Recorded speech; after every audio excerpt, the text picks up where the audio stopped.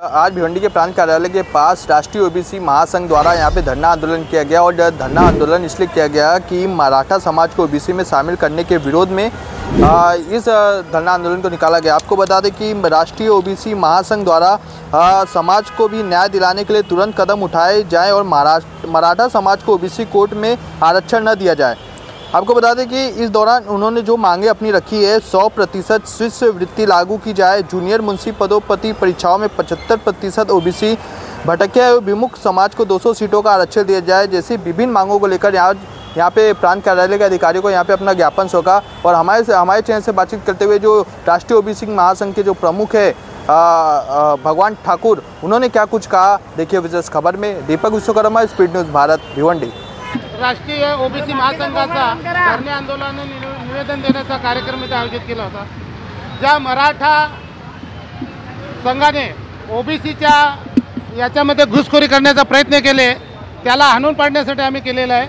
आमची एकच मागणी आहे की आम्हाला दिलेलं आरक्षण मध्ये कोणाला समाविष्ट करू नये, अन्यथा आम्ही आगरी, कोली, बांधव 348 जातीमध्ये असलेले ओबीसी रस्त्यावर उतरून त्यांना दिलेलं आरक्षण हाणून पाडू।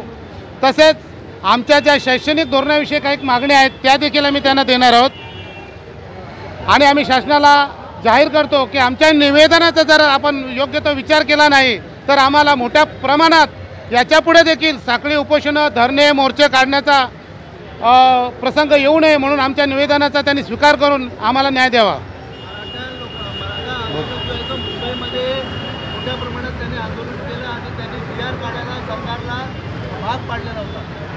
हाँ, या GR संदर्भात मी बोलू इच्छितो की मराठा समाजाला जो संघर्ष करून जो GR आता काढलेला आहे आणि हैदराबाद गॅजेट आणि सातारा गॅजेट याप्रमाणे त्यांना त्याच्यामध्ये दाखले देऊन आपल्या ओबीसी समाजामध्ये त्यांना समाविष्ट करण्याचा जो निर्णय घेतलेला आहे हा निर्णय अतिशय चुकीचा आहे।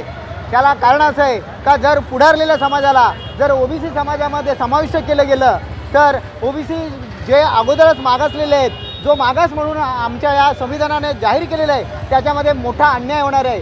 हा अन्याय हा सामाजिक असेल, राजकीय असेल, हा अन्याय हा आमच्या शैक्षणिक स्वरूपात फार मोठ्या प्रमाणात असणार आहे आणि सर्वात महत्त्वाचं म्हणजे आमच्या समाजातील नोकरी जी मिळायला हवी सर्व क्षेत्रामध्ये त्याच्यावर तर फार मोठा बिकट प्रसंग येणार आहे आणि हा प्रसंग येऊ नये म्हणून हा जो त्यांनी GR काढलेला आहे परवा दिवशी त्या GRचा आम्ही निषेध करतो। त्याला मुख्य कारण म्हणजे जर हैदराबाद गॅजेटप्रमाणे जर त्यांनी याच्यामध्ये मराठा समाजाला ओबीसीकरण करून घेतले तर आम्ही आमची मागणी अशी करतो की जर आमच्यामध्ये खाली जे समाज आहेत, SC आहेत, ST आहेत, तर आम्हाला त्याच्यामध्ये समाविष्ट तुम्ही करणार का, आम्हाला त्याच्यामध्ये तुम्ही घेणार का आणि मग ते स्थान आम्हाला पण देणार का, ते आरक्षण आम्हाला पण देणार का, ही आमची प्रमुख मागणी आहे। म्हणून आम्ही हा संघर्ष अटल करणार आहोत। आमच्या ओबीसीमध्ये मराठा समाजाला आमचं ओबीसीकरण त्यांना करूच देणार नाही।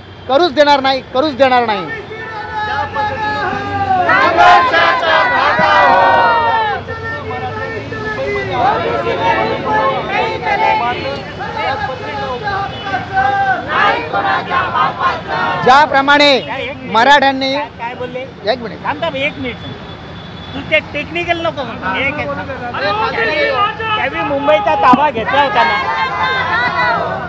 हे जे आंदोलन झालं ते मिळे सरकारने त्यांना येऊन दिले आणि हे तो आंदोलन अगोदर ठरलेला कार्यक्रमाप्रमाणे झाले। परंतु मुंबई बंद एक मोठा संकट मुंबईला गणपती उत्सव असताना सुद्धा त्यावेळी आंदोलन केलं, ही त्यावेळी ताकद दाखवली मराठा जातीने। परंतु इथे मुंबईमध्ये आम्ही जेव्हा आंदोलन करू तर मुंबईने आम्ही जाऊ, कसाऱ्यापासून, खोपोलीपासून आणि पनवेलपासून मुंबईत येण्यालाच बंद करू। इथे दुधाच्या गाड्या आमच्या रस्त्यावरून जातील। इथे आम्ही प्रयोग केले, रस्त्याच्या बाजूला साखळी प्रयोग केला आहे आणि हा प्रयोग पुन्हा बघायचा असेल तर मग इथला जो समाज आहे तो कोणालाच कंट्रोलमध्ये राहत नाही। या समाजाचा इतिहास आहे, गोळ्या घातल्या तरी घाबरत नाही, बंदुका उचकून म्हणजे हिसकावून घेऊन पुन्हा पोलिसांवर करण्याचे एवढं आहे। परंतु आज आम्ही लोकशाही मानतो म्हणून शांत आहोत। बोला, अरे सरकारच नाही आहे, एकमेकाला सामील आहेत। 2 मुख्यमंत्री मराठा आणि जो मुख्यमंत्री आहे त्यांचा ओरल आरक्षणालाच विरोध असलेले लोक आहेत, त्यांच्याकडे आम्ही मागत नाही, हिसकावून घेणार. Speed news Bharat.